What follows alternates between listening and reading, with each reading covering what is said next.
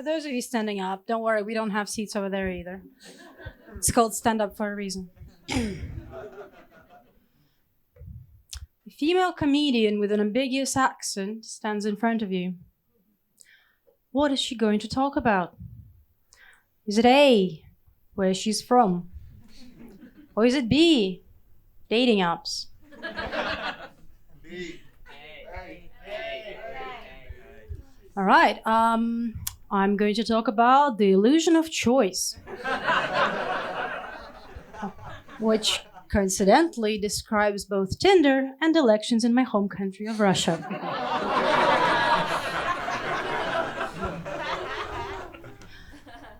I don't like admitting that I'm from Russia. Do you guys remember the good old days when Russian singles in your area was a thing of excitement?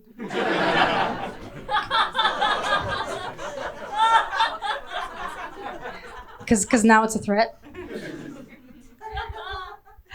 My mother, she would really prefer that I didn't talk about being Russian on stage because she's actually concerned that I'd get persecuted over here simply because of where I happen to come from.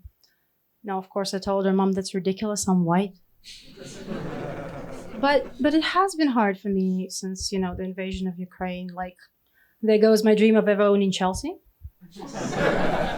And I do feel a lot of shame and guilt being a citizen of a country that's known exclusively for binge drinking and invasions, and there's just my British citizenship.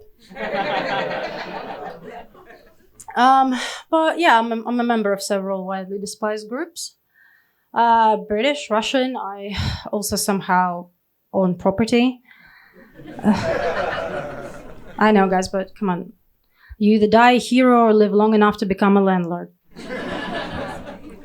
But I try to use my landlord powers for good, right? I'm actually sponsoring a Ukrainian refugee. This is not a bit. She exists. I do invite her to these gigs, but bitch pretends not to speak English. But I can help you guys out too. I can give you my number one tip, how to own property in London at the age of 30. Would you like to hear it? Be an only child. I know some of you think that there is nothing you can do about that at this point, but trust me, where there is a will of which you are the sole beneficiary, there is a way.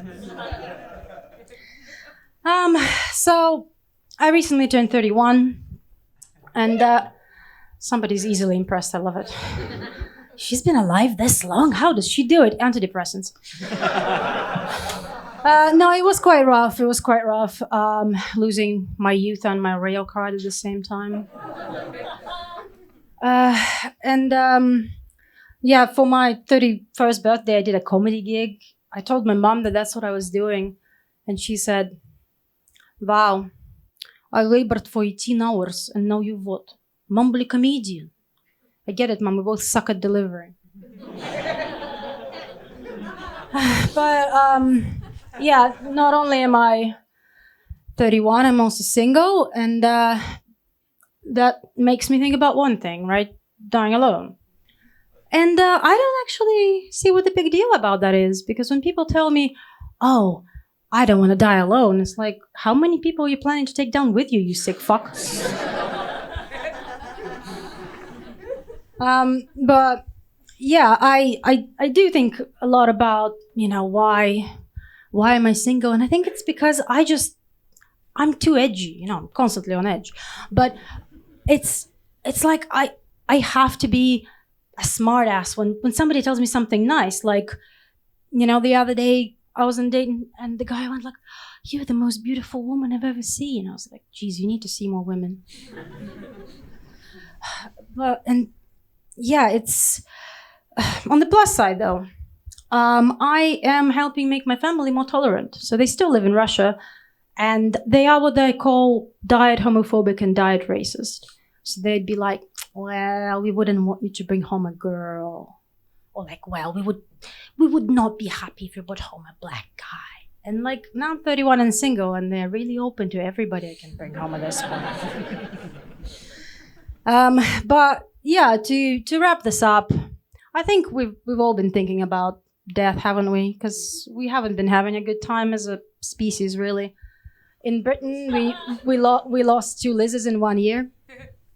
And just like Liz Truss, I'm about to run out of time. Thank you, guys.